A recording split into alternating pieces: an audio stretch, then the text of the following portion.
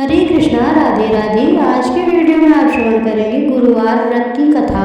गुरुवार व्रत कथा सुनने एवं पढ़ने से हमारे जीवन में क्या महत्व है। गुरुवार व्रत के फायदे अनेक हैं, जिनमें मुख्य भगवान विष्णु और बृहस्पति देव की कृपा कुंडली में गुरु को बलवान करना, धन धान्य और सुख समृद्धि, विवाह में आने वाली बाधाओं को दूर होना, संतान सुख और जीवन की सभी परेशानियां जैसे पितृदोष, अल्पायु योग, वास्तु दोष समाप्त होना शामिल है, जिसमें घर में शांति और सकारात्मक ऊर्जा आती है। गुरु और व्रत कथा के प्रमुख लाभ हैं। कुंडली में गुरु ग्रह को मजबूत करता है, जिससे शुभ फल मिलते हैं और अशुभ ग्रहों का प्रभाव कम होता है। पितृदोष और वास्तु दोष से मुक्ति मिलती है। अल्पायु रोगों का प्रभाव समाप्त होता है।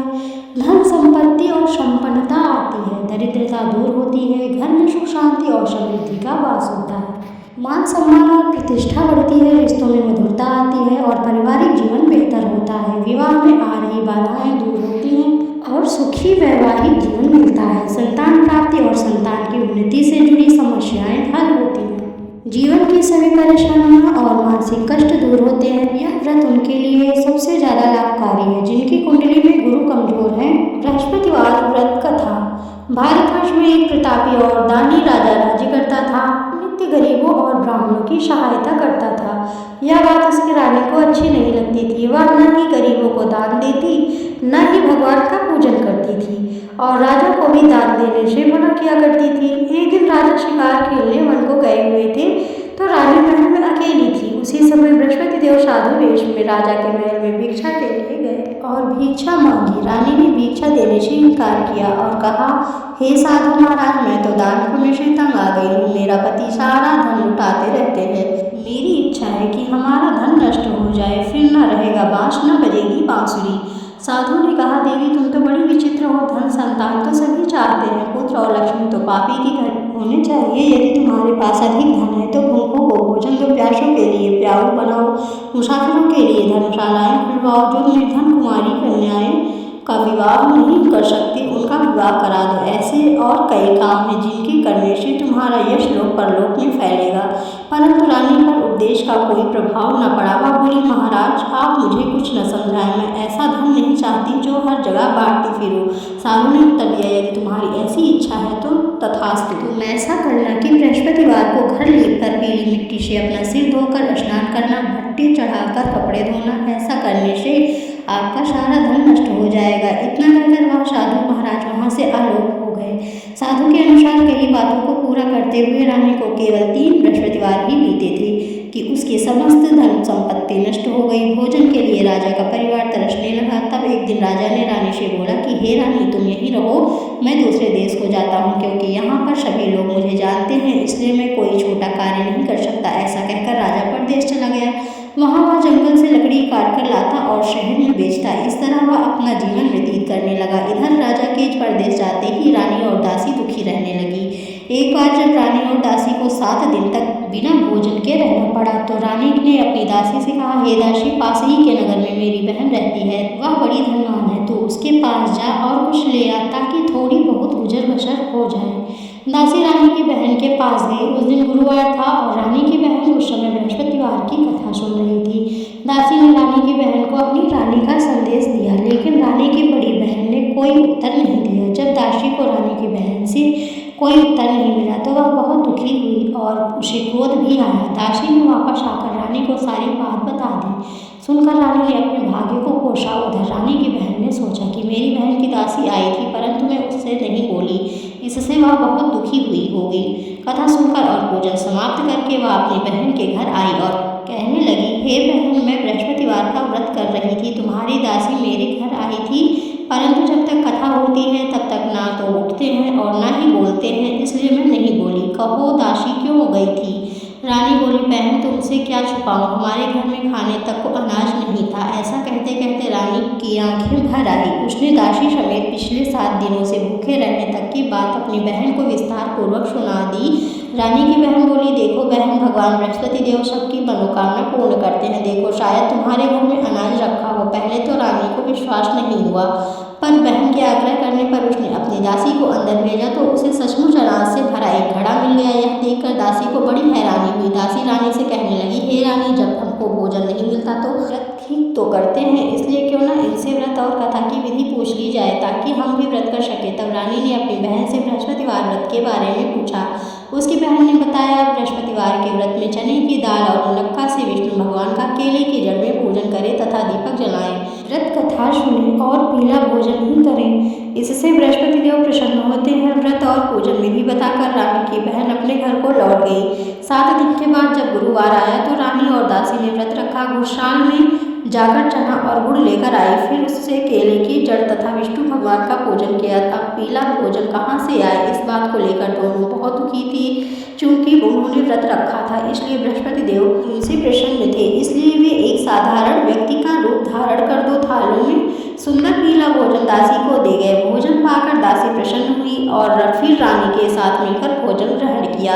उसके बाद वे सभी गुरुवार को व्रत और पूजन करने लगी। बृहस्पति भगवान की कृपा से उनके पास फिर से धन संपत्ति आ गई, परंतु रानी फिर से पहले की तरह आलस्य करने लगी। तब दासी बोली, देखो रानी, तुम पहले भी इस प्रकार आलस्य करती थी, तुम्हें धन रखने में कष्ट होता था, इस कारण सभी धन नष्ट हो गया, और जब अब भगवान बृहस्पति की कृपा से धन मिल रहा है तो तुम्हें फिर से आलस्य होता है। रानी को समझाते हुए दासी कहती है कि बड़ी मुसीबतों के बाद हमने यह धन पाया है, इसलिए हमें दान पुण्य करना चाहिए, भूखे मनुष्यों को भोजन कराना चाहिए और धन को शुभ कार्यों में खर्च करना चाहिए, जिससे तुम्हारे कुल का यश बढ़ेगा, स्वर्ग की प्राप्ति होगी और पितृ प्रसन्न होंगे। दासी की बात मानकर रानी अपना धन शुभ कार्यों में खर्च करने लगी, जिससे पूरे नगर में उसका यश फैलने लगा। दिन राजा दुखी होकर जंगल में एक पेड़ के नीचे आसन जमाकर बैठ गया। वह अपनी दशा को याद करके व्याकुल होने लगा। बृहस्पतिवार का दिन था। एकाएक उसने देखा कि निर्जन वन में एक साधु प्रकट हुए। वह साधु वेश में स्वयं बृहस्पति देवता थे। लकड़हारे के सामने आकर बोली, हे लकड़हारे, इस सुनसान जंगल में तू चिंता मग्न क्यों बैठा है? लकड़हारे ने दोनों हाथ जोड़कर प्रणाम किया और उत्तर दिया, महात्मा जी, आप सब कुछ जानते हैं, मैं क्या कहूँ? यह कहकर रोने लगा और साधु को अपनी आत्मकथा सुनाई। महात्मा जी ने कहा, तुम्हारी स्त्री ने बृहस्पति के दिन बृहस्पति भगवान का निरादर किया है, जिसके कारण रुष्ट होकर उन्होंने तुम्हारी यह दशा कर दी। अब तुम चिंता को दूर करके मेरे कहने पर चलो तो तुम्हारे सब कष्ट दूर हो जाएंगे और भगवान पहले से भी अधिक संपत्ति देंगे। तुम बृहस्पति के दिन कथा किया करो, पैसे के चने मुनक्का लाकर उसका प्रसाद बनाओ और शुद्ध जल से लोटे में शक्कर मिलाकर अमृत तैयार करो। कथा के पश्चात अपने सारे परिवार और सुनने वाले प्रेमियों में अमृत व प्रसाद बांटकर आप भी ग्रहण कर। ऐसा करने से भगवान तुम्हारी सभी मनोकामनाएं पूरी करेंगे। साधु के ऐसे वचन सुनकर लकड़हारा बोला, हे प्रभु, मुझे लकड़ी बेचकर इतना पैसा नहीं मिलता जिससे भोजन के उपरांत कुछ बचा सकूं। मैंने रात्रि में अपनी स्त्री को व्याकुल देखा है, मेरे पास कुछ भी नहीं जिससे मैं उसकी खबर मंगा सकूं। साधु ने कहा, हे लकड़हारे, तुम किसी बात की चिंता मत करो। बृहस्पति के दिन तुम रोजाना की तरह लकड़ियां लेकर शहर को जाओ। तुमको रोज से दोगुना धन प्राप्त होगा, जिससे तुम भली भांति भोजन कर लोगे तथा बृहस्पति देव की पूजा का सामान भी आ जाएगा। इतना कहकर साधु अंतर ध्यान हो गए। धीरे धीरे समय व्यतीत होने पर फिर वही बृहस्पति का दिन आया। लकड़हारा जंगल से लकड़ी काटकर किसी शहर में बेचने गया। उस दिन से और दिन से अधिक पैसा मिला। राजा ने चना गुड़ आदि लाकर गुरुवार का व्रत किया। उस दिन से उसके सभी क्लेश दूर हुए, परंतु जब दोबारा गुरुवार का दिन आया तो बृहस्पतिवार का व्रत करना भूल गया। इस कारण बृहस्पति भगवान नाराज हो गए। उस दिन उस नगर के राजा ने विशाल यज्ञ का आयोजन किया तथा शहर में यह घोषणा करा दी कि कोई भी मनुष्य अपने घर में भोजन न बनावे न आग जलावे। समस्त जनता मेरे यहाँ भोजन करने आवे। इस आज्ञा को जो न मानेगा उसे फांसी की सजा दी जाएगी। इस तरह की घोषणा संपूर्ण नगर में करवा दी गई। राजा की आज्ञा अनुसार शहर के सभी लोग भोजन करने गए, लेकिन लकड़हारा कुछ देर से पहुंचा, इसलिए राजा उसको अपने साथ घर लिवा ले गए और ले जाकर भोजन करा रहे थे तो रानी की दृष्टि उस खूंटी पर पड़ी जिस पर उसका हार लटका हुआ था। वहां पर दिखाई नहीं दिया। रानी ने निश्चय किया कि मेरा हार इस मनुष्य ने चुरा लिया। उसी समय सिपाहियों को बुलाकर उसको कारागार में डलवा दिया। जब लकड़हारा कारागार में पड़ गया और बहुत दुखी होकर विचार करने लगा कि न जाने कौन से पूर्व जन्म के कर्म से मुझे यह दुख प्राप्त हुआ है, और उसी साधु को याद करने लगा जो कि जंगल में मिला था। उसी समय तत्काल बृहस्पति देव साधु के रूप में प्रकट हुए और उसकी दशा को देखकर कहने लगे, अरे मूर्ख, तूने बृहस्पति देव की कथा नहीं करी, इस कारण तुझे दुख प्राप्त हुआ है। अब चिंता मत कर, बृहस्पतिवार बुधवार के दिन कारागार के दरवाजे पर 4 पैसे पड़े मिलेंगे। उनसे तू बृहस्पति देव की पूजा करना, तेरे सभी कष्ट दूर हो जाएंगे। बृहस्पति के दिन उसे 4 पैसे मिले। लकड़हारे ने कथा कही। उसी रात्रि को बृहस्पति देव ने उस नगर के राजा को स्वप्न में कहा, हे राजा, तुमने जिस आदमी को कारागार में बंद कर दिया है वह निर्दोष है, वह राजा है, उसे छोड़ देना। रानी का हार उसी खूंटी पर लटका है, अगर तू ऐसा नहीं करेगा तो मैं तेरे राज्य को नष्ट कर दूंगा। इस तरह रात्रि के स्वप्न को देखकर राजा प्रातः काल उठा और खूंटी पर हार देकर लकड़हारे को बुलाकर क्षमा मांगी तथा लकड़हारे को योग्य सुंदर वस्त्र आभूषण देकर विदा कर दिया। बृहस्पति देव की आज्ञा अनुसार लकड़हारा अपने नगर को चल दिया। राजा जब अपने नगर के निकट पहुंचा तो उसे बड़ा आश्चर्य हुआ। नगर में पहले से अधिक बाग, तालाब, कुएं तथा बहुत सी धर्मशाला, मंदिर आदि बन गई हैं। राजा ने पूछा, यह किसका बाग और धर्मशाला है? तब नगर के सब लोग कहने लगे, यह रानी और दासी के हैं। तो राजा को आश्चर्य हुआ और गुस्सा भी आया। जब रानी ने यह खबर सुनी कि राजा आ रहे हैं तो उन्होंने दासी से कहा, हे दासी, देख राजा हमको कितनी बुरी हालत में छोड़ गए थे, हमारी ऐसी हालत देखकर वह लौट न जाए, इसलिए तू दरवाजा पर खड़ी हो जा। आज्ञा अनुसार दासी दरवाजे पर खड़ी हो गई। राजा आए तो उन्हें अपने साथ लिवा लाई। तब राजा ने क्रोध करके अपनी रानी से पूछा कि यह धन तुम्हें कैसे प्राप्त हुआ? तब उन्होंने कहा, हमें यह सब धन बृहस्पति देव के इस व्रत के प्रभाव से प्राप्त हुआ। राजा ने निश्चय किया कि 7 वर्ष बाद तो सभी बृहस्पति देव का पूजन करते हैं, परंतु मैं प्रतिदिन दिन में 3 बार कहानी तथा रोज व्रत किया करूँगा। अब हर समय राजा के दुपट्टे में चने की दाल बंधी रहती थी तथा दिन में 3 बार कहानी कहता था। एक रोज राजा ने विचार किया कि चलो अपनी बहन के यहाँ हो आवें। इस तरह निश्चय कर राजा घोड़े पर सवार हो अपनी बहन के यहाँ को चलने लगा। मार्ग में उसने देखा कि कुछ आदमी एक मुर्दे को लिए जा रहे हैं। उन्हें रोककर राजा कहने लगे, अरे भाइयों, मेरी बृहस्पति देव की कथा सुन लो। वे बोले, लो, हमारा तो आदमी मर गया और इसको अपनी कथा की पड़ी है। परंतु कुछ आदमी बोले, अच्छा कहो, हम तुम्हारी कथा भी सुनेंगे। राजा ने दाल निकाली और जब कथा आदि हुई तो मुर्दा हिलने लग गया और जब कथा समाप्त हो गई तो राम राम करके मनुष्य उठकर खड़ा हो गया।